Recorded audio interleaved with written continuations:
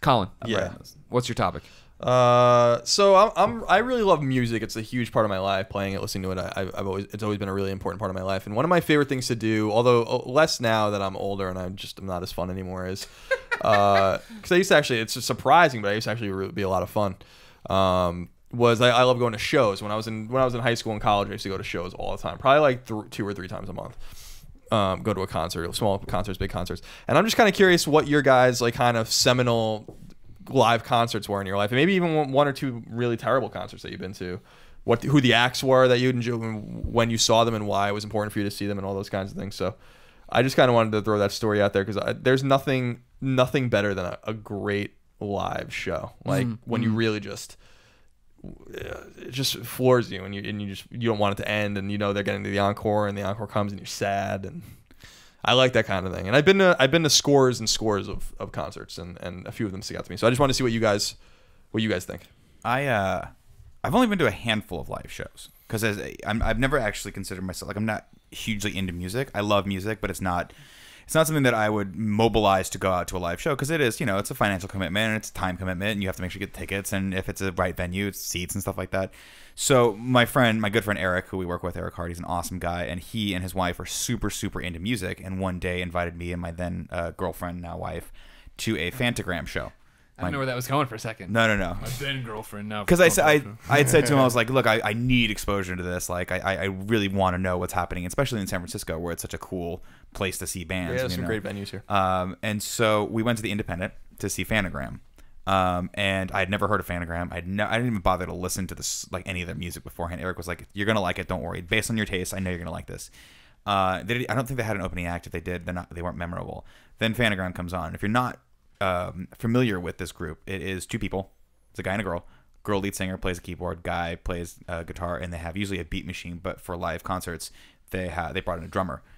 And from the start of it, like, these 2 people are amazing performers, and just like the whole world just goes away, and you're just listening to these songs, and and the energy that they put out, you're just like, it's just hitting you in waves. And it was the most, and I've been a fan ever since. I was like, I have to download all their music. I listen to them to this day when there's a new album. No, well, now it's on Spotify, so it's all good. But it was freaking awesome. And I don't know if you've been to a show at the Independent, but it's a tiny little venue. Yeah.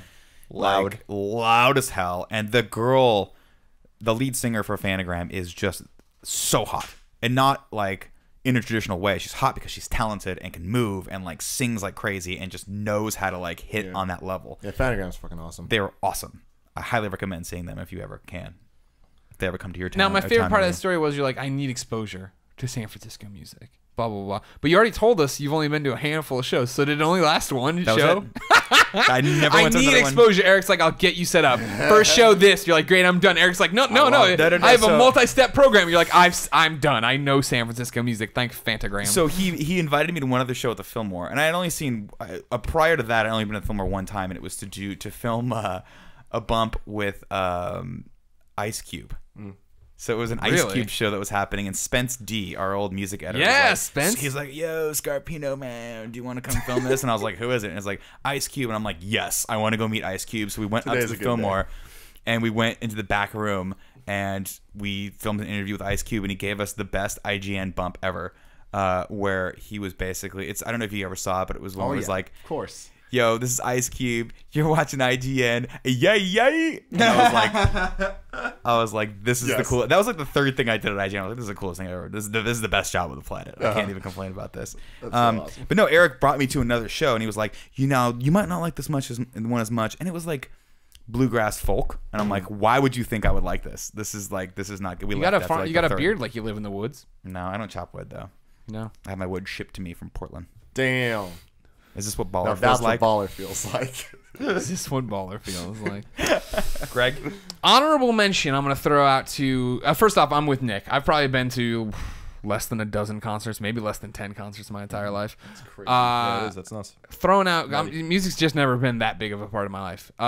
Throwing out, though, honorable mention to the Weezer Memories tour that railed through not too long ago, where they played one night they would play the Blue album, the next night they would play the Pinkerton album with a first set of just random samplings going back in time through all their set. That I went and saw the Pinkerton play, which is my favorite. I would rather gone to Blue. Oh, you like Pinkerton? Pinkerton's my favorite album of all time of any band, and so like to see that live was amazing, and just, like because that's one of those albums that I hear in my head, start to finish, because that's how I listen to it so many times. You know what I mean? It all just bleeds. Which into one? one. Say It Ain't So On. Blue album. Don't get me wrong, Blue album's one of the. We were also talking about untouchable albums, right? Or like Blue album's a masterpiece, but Pinkerton's so raw, and I love the fact that I think we've talked about on the show before that every song is a different emotion. You know what I mean? That's my Desert Island album, because you can find something for how you feel on every one of those things. However, show I'm saying is the best show I ever went to was at the Blue Note in Columbia, Missouri. I was a freshman in college, knew nobody, and I went to go see Lucky Boys Confusion from Downers Grove, Illinois. I've seen those motherfuckers. Yeah, I've seen them. It's funny because I say, it's funny. I've said I've been to less than a dozen concerts. I've probably been to 4 or 5 Lucky Boys shows and 3 Weezer shows, and then like a bunch of random stuff here and there. But like I went to that one and I was like a little bit homesick. You know what I mean? I don't know anybody here. I'm going to see a band that I know from back home. They're from Chicago. Yeah, exactly. So I had seen them. They had hit big my senior year with maybe it was my junior year, but whatever. They had hit big and they were being played on Q101 all over the place. No, they hit with the Fred Astaire song. Oh right. That was not another. No, that's whatever. They hit with that one. Not another dumb pop song, I think, maybe. Anyways, so I knew them, and they were like a taste of home. So I went to go listen to them, but the opening act was a band called Free Food, and they were like ska. They were like, I don't know, somewhere.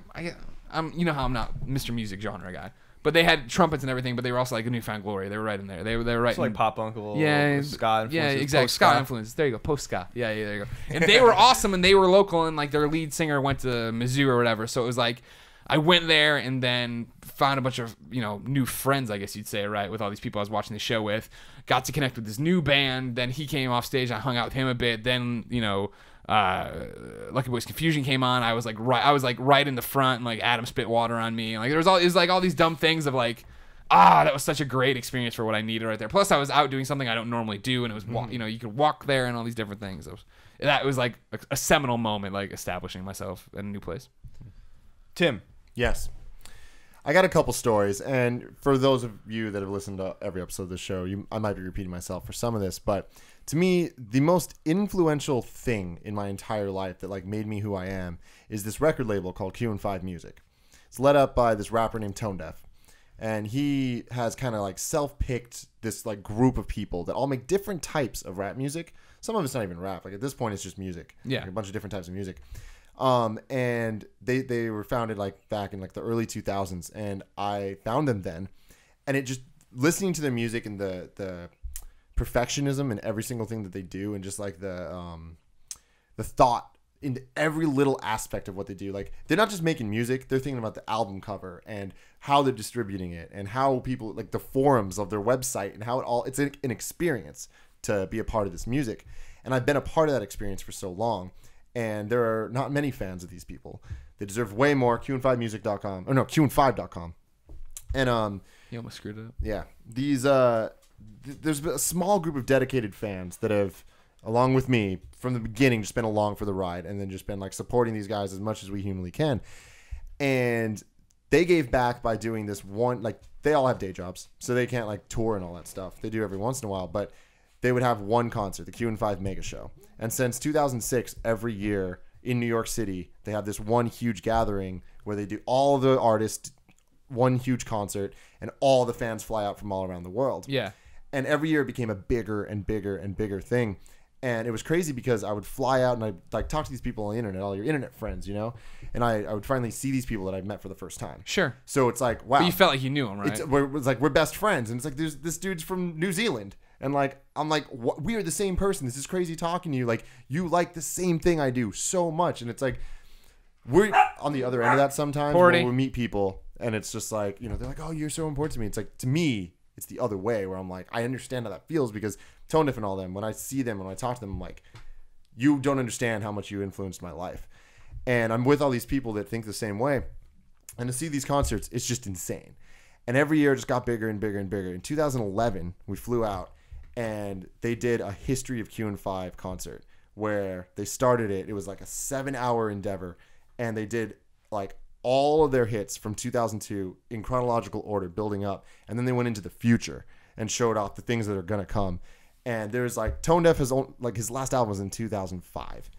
And I've been waiting for the sequel to it for so long, and there's been so much like you're friends with him at this point, right? At this point, I'm friends with him, which is awesome, and like it blows my mind the opportunities I've been given. But I've been waiting for this album forever, and like I'm convinced this album is going to change my life again, and I'm just waiting for it, and it's still not out now.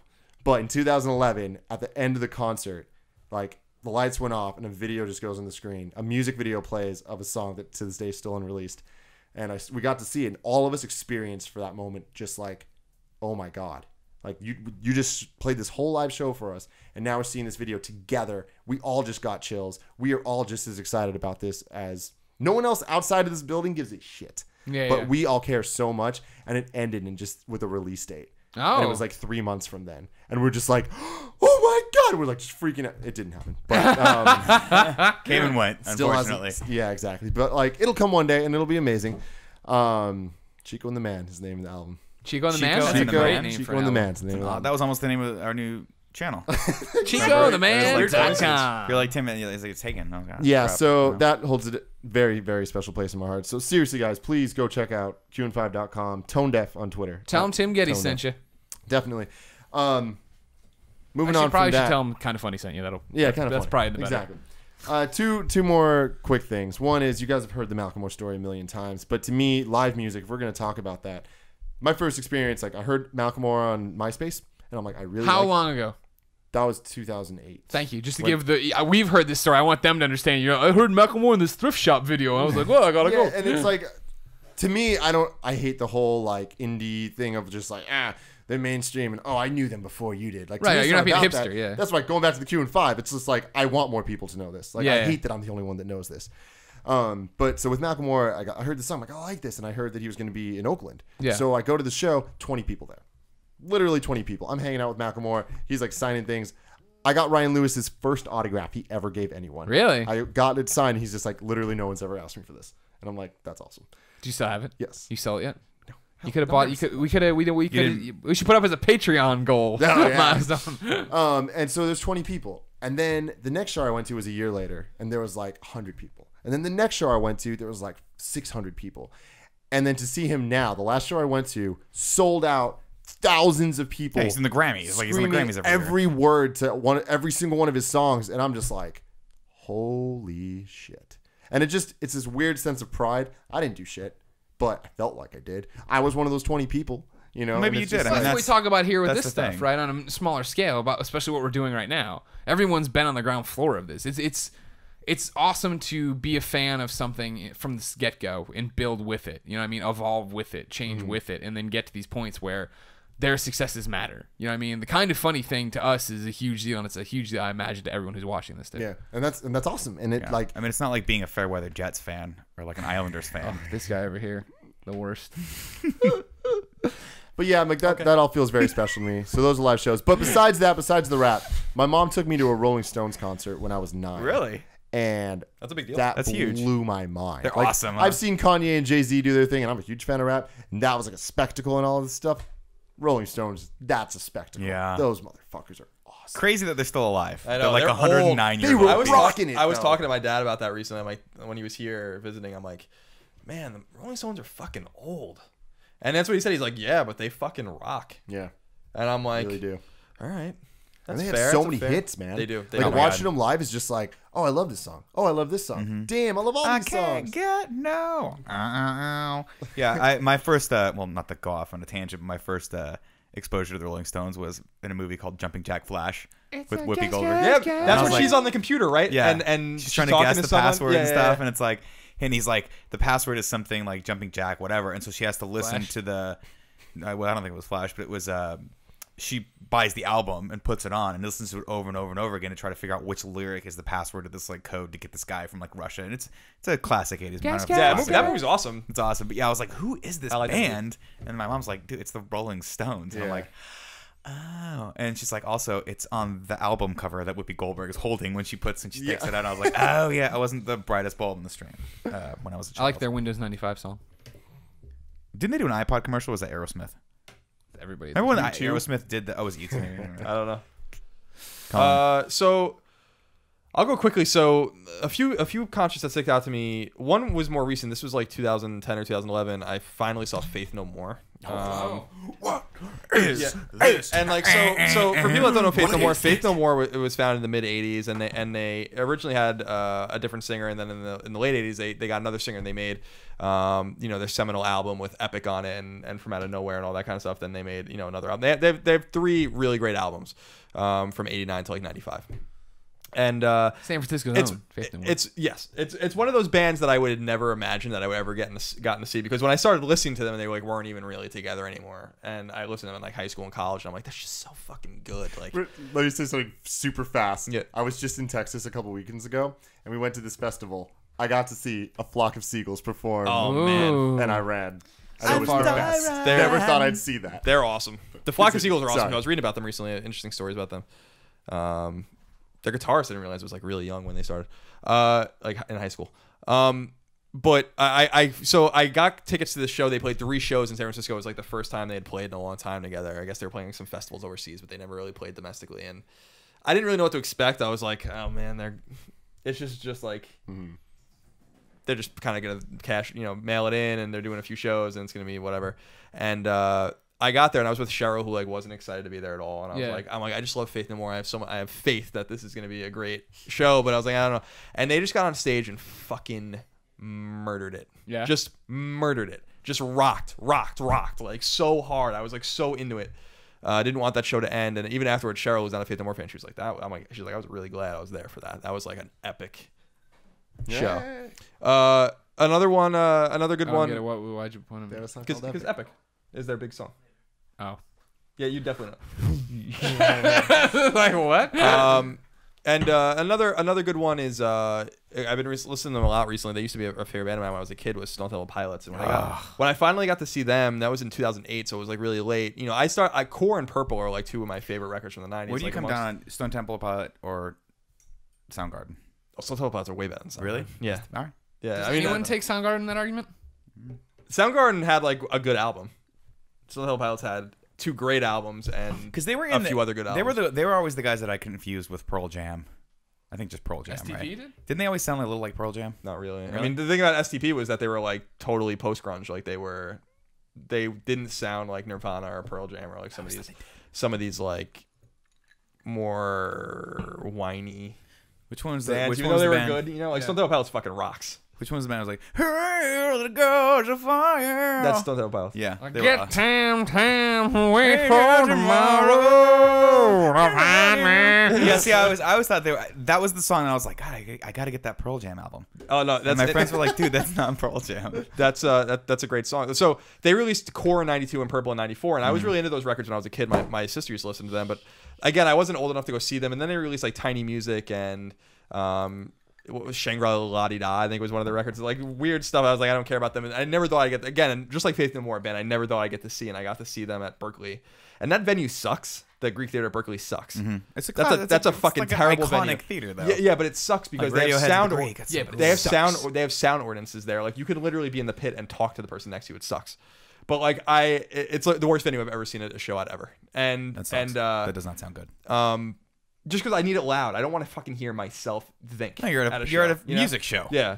So like when you can It's not be a like, "Hey lounge Tim, how act." you doing?" in the pit, and you're in the fucking pit. It's like, I don't think so. But but that was awesome. Just to get to see them, and they actually sounded really good. Seeing Journey live was really fucking cool, especially because Heart and Cheap Trick Was opened it- for them, which was like totally random. Old Journey or New Journey? No, New Journey. Okay. The old Journey hasn't played in many years. I thought maybe you saw them live when you were like 8. Oh no, I wish. But then I'd be, and I've seen a bunch of bands that I really enjoyed at different times. I saw Zebrahead a bunch of times before they had their new singer. Yeah, Zebrahead. Wow. Zebrahead's awesome. Their first 2 records, Waste of Mine and Playmate of the Year, were great rap rock records. And they've had for 10 years like a new singer, and I refuse to see them anymore. Or listen to their shit because that's whacked out. I used to love principles. I used to love a rock band Principles. called, like a really awesome rock band called Breaking Benjamin, and I've seen them a bunch of times. And They Korn. had a song in Halo 2. Yeah, they did. Korn also had a song in Halo 2, I think. And I used to love Korn when I was a kid, and so seeing them was really cool. And, I saw Korn live once. I saw Lucky Boys Confusion and Lost Prophets, which is, there's all this sordid shit about Lost Prophets now if you look them up like that.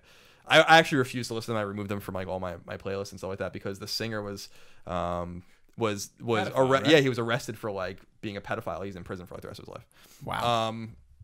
So that's like a little weird. The one show I wish I got to see that I didn't get to see was The Police, and I don't know if people remember. Sting in The Police? Yeah. So Okay. I don't know if people remember in 2007 The Police got together for like one tour and that was it. And it was a big deal because especially Stuart Copeland hates Sting. Stuart Copeland's the drummer of Police. Like they fucking hate each other. There's like pictures of. Do you think him we'll get where- there one year? Huh? Like where we're so I big, hope we so. just hate each other. NDP really. Maybe. There's pictures of even Stuart Thanks for Copeland telling everyone that, having Tim. like fuck Sting on his cymbals and stuff like that. Like Really? Like they hate each other, but like they buried the hatchet to like. To I come think back money. one they more got time. like Make they got money. like nominated in the Rock and Roll Hall of Fame and stuff like that, and so I think they just like stayed together. And I had tickets to go see them at Giant Stadium with Ramon. Ramon. I ended up coming out here for my job instead, so I couldn't go. I had to give my tickets away, bummer. and I was like, "Oh, they'll play again." Oh, Giants, New York Giants. Yeah, I was like, that's perfect. What are you talking about? You didn't have to give up anything. No, like huh? the Giant Stadium that doesn't exist anymore. Gotcha. And then I'd be loath not, so I've seen a bunch of Two Skinny Jays, Incubus, a bunch of great shows in my life. And of course, so the two bands that are my favorite to see live are one is Dredge. Dredge is one of my favorite bands of all time. They're like It's the guys that have the they have that .com, right? The report. no, that's Drudge. Okay. Dredge is like a prog Is it rock. too late like, for that kind of joke? No, that was good. I like that. Okay. I like that joke. Sometimes you shake your head. If I don't get a chuckle out of you, I know it's a failed joke. No, it's not failed. I'm a hard laugh. I'm a hard sell. You're not the hard sell. You laugh at everything. You literally make yourself laugh every day. Here's what you should do: is if I'm laughing, Toes on the nose. That's very good. Sorry, Colin. Continue. It's okay. I was gonna say Dredge is a prog rock, like art rock band, and they're from San Francisco. And I've loved them actually since I was introduced to them in college. And whenever they tour, I go see them. So I've seen them probably like 10. How do you 10 know times. about when they tour? Is it do you follow like a Yeah, lot I of go to music their- sites? Do you follow them on Twitter? Yeah, I follow them on Twitter. Okay. They follow me on Twitter, which is awesome. How do you keep up with these bands? Well, no, I just thought. I mean, that's the thing. Like, I don't know. I mean, I hear a lot of things in my life word of mouth, but I always just feel left behind. Like, Didn't I'm they always send you behind something? everything. Yeah, they sent me a painting actually, which was really cool. Is it that painting? No, yeah, not that painting.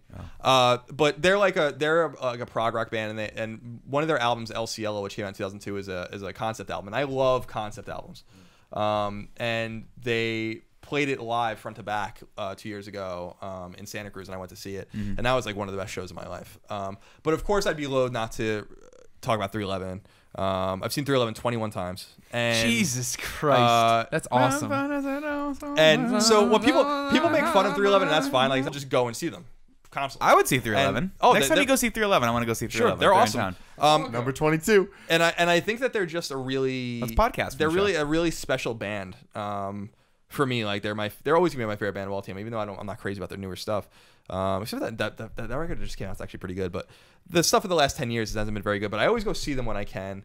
And they're just awesome live. They're one of those bands that's actually better live than they are on the records. Like they're just and they're well known for being a good live band. Like a lot of people admit that about them, that they're a touring band and you go see them, and that's like that's when you enjoy them. I thought the same thing about Metallica. I went and saw Metallica once. Just my friend was a huge fan. I think I told the story on one of the podcasts. It was a summer sanitarium, like 2002 or something like that. It was Metallica, Korn, Power Man 5000. Oh my god, this is what it's like when worlds collide. Ready to go, I'm ready to go. What you gonna do, baby? That's Rob Zombie's brother. That was amazing. Really? Yeah, That makes sense. that's I thought it was them and System of a Down. Oh, System of a Down was Down's actually awesome. pretty awesome. System of a Down's awesome. And I was never a Metallica fan. I think I've said this multiple times until I saw them live, and I was like, oh wow, like I have never liked this music. You know, you like the music, but you're like, okay, it's entertainment, whatever.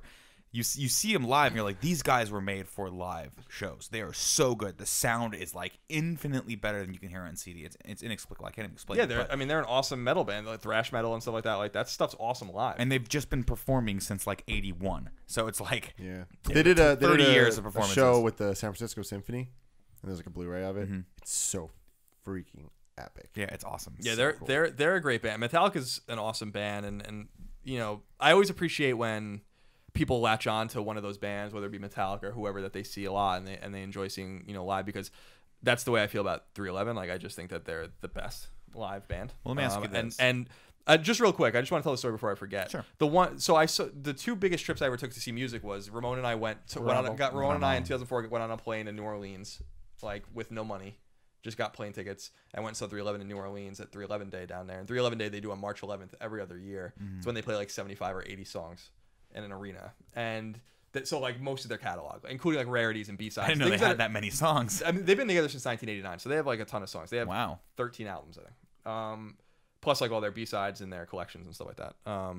And we went down there. We ended up making some great friends that we are still good friends with down there that stayed with us in a hotel. We met them at the show. It was just a good time. And then we drove down 2 years later to Memphis to go see them again at 311 Day down there with those guys that we met in New Orleans. And we just kind of we created a great camaraderie with a bunch of people that we met at all these shows. Some of them I don't remember their names anymore. Some of them, you know, we would just see them at the shows over the summer. There was a time when I saw 311 6 times back to back, like in 6 or I think it was a week, like that's every awesome. Like subsequent show.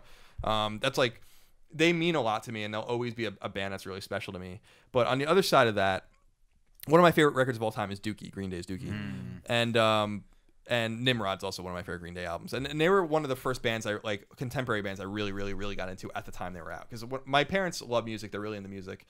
And they got me into music when I was really young. I was listening to Moody Blues and, you know, all sorts of, you know, shit that 6-year-olds don't listen to, but I was listening to. Green Day was the first band I really...